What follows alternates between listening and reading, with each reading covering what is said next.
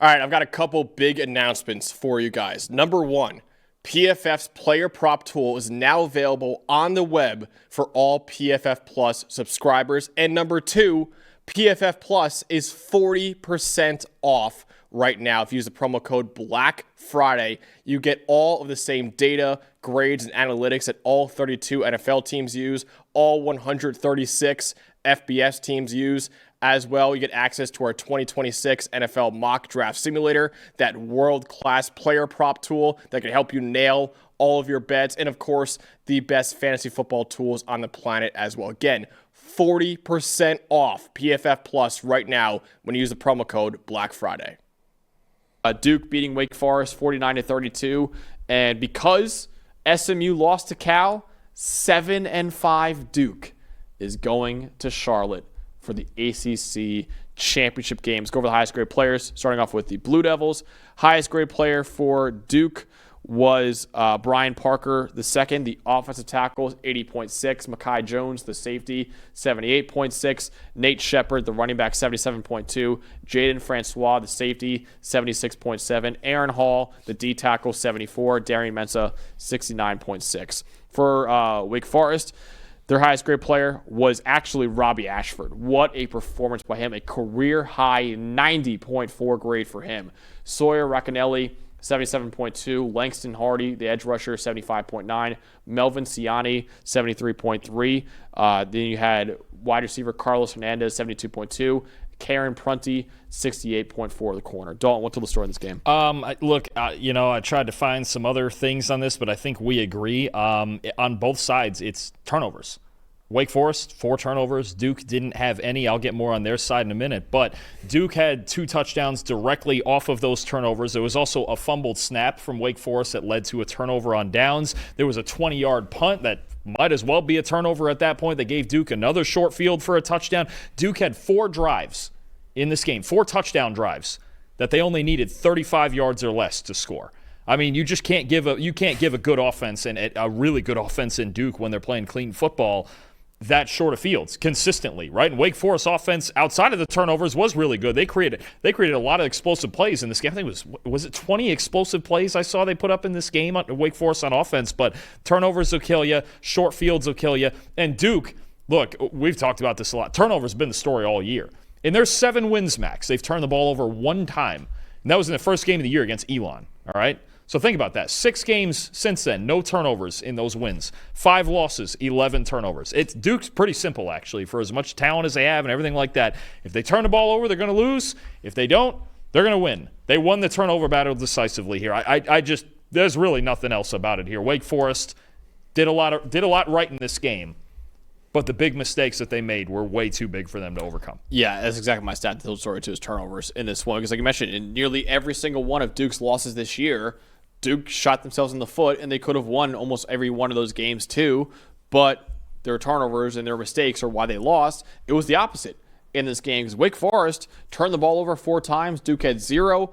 Duke scored touchdowns on 6 of their 7 red zone trips in this game as well. So great job by Duke overall of not shooting themselves in the foot and getting it done in this game. Wake Forest had nearly 100 more yards than Duke. Robbie Ashford had a 90.7 passing grade, a career high for him with 6 big-time throws, but it was all wasted because of how often they turned the ball over. So again, so many times when a great Darian Mensah performance was wasted by turnovers, this is wasted by Wake Forest as well, by Robbie Ashford and all the turnovers that Wake Forest had too. So honestly, it's kind of the opposite for Duke in so many of their games this year. No, absolutely. I mean, you think about some of the big games. Now, it's just so funny because they end up in the ACC title game anyway, despite the errors, the self-inflicted errors against Georgia Tech. That was one that stuck out to me. I mean, we've seen in just all of their games, all their losses, I should say, huge back-breaking mistakes. I mean, this team lost to UConn. Yeah. Not that it matters. They're out of conference. It's proven Pat Narduzzi's theory, right? But it does matter in the fact that there's no chance to make the playoff now. There's no chance. Well, and this is a thing now. Now we have can they, if JMU loses, say? Is there any other group of 6 team that can take the spot from Duke? I don't think so. I mean, you look at it, wouldn't be Troy because they'd be 9-4. We do know the Mountain West title game, by the way. It is, yes. We get a rematch. Yeah. Where the computer spit out a rematch in UNLV Boise State. Yeah, Boise gets to host UNLV again. I feel like, would Duke be above UNLV or Boise State? 8-5 Duke. That's tough. Because Boise's lost, 3 games? Yeah. UNLV has lost 2 or 3 games. I don't even, at this point, that nonsense. Because if Troy were to beat JMU, UNLV might be above Duke. It wouldn't be the MAC champion. I don't think Duke would. UNLV would be 11-2. They'd probably get in over 8-5 Duke. Yeah, they would pick them. Yeah, they would. So Duke most likely is. Yeah. I think what would happen too. I think this is the case anyway. We sort of disagree on this, and we might get into it more later. I think if Duke wins I think the American champion, the winner of Tulane North Texas, is locked in anyway.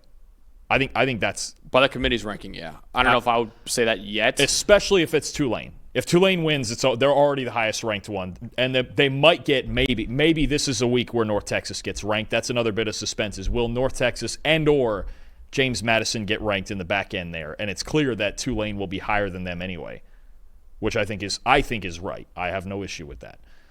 Maybe they beat the eventual ACC head-to-head. See that? Maybe they'll have beaten the eventual ACC champion Duke. But ironically, the Darien Mensa Bowl. Wow, wouldn't that be something? Man, oh man. But either way, I think Duke is probably not getting in. They need a lot of chaos. They need group of 6 for that to happen. They would need James Madison to lose to even have a chance. Yeah, and then even I don't even Boise State to win. I don't know. I don't know. It is now a mess. Anyways, we're dealing with a mess. Both in the top 12, the bottom 12, in between, whatever you want. It's all just a mess. If Duke wins, there's probably a good chance the ACC gets no teams in the playoff this year. Who do you want to shout out though in this Duke win? Look, their offensive line has been really good all year. Brian Parker and those guys up front, once again, especially in the run game, 78 PFF grade overall, 79.4 run blocking grade, and I do think that is a threat to this Virginia team that they're going to play, is that they're good in the trenches. And Duke, I don't think there's a team in the country more also that they have so much talent offensively, especially. It's just if they play clean football, they're really good. And if they don't, they're really bad. We've seen that in these games. So that's what it's going to come down to eventually. But their offensive line, Brian Parker and those guys up front, are always a threat. I think that's going to be another intriguing storyline next week. Their offensive line against a Virginia front 7 that's playing better than ever right now. Yeah, and Nate Shepard was a beneficiary of that offensive line. Ran for 75 yards and 2 touchdowns and 23 carries. Broke 6 tackles too. 90.6 receiving grade as well. He caught all 5 of his targets for 60 yards and 4 first downs. He averaged 4.3 yards per route run, which is crazy for a running back. He is a true freshman. He's been a star all year for the Blue Devils as a true freshman running back. So big game for him. And Duke now going to the ACC title game with the win over Wake Forest and Cal's win over SMU.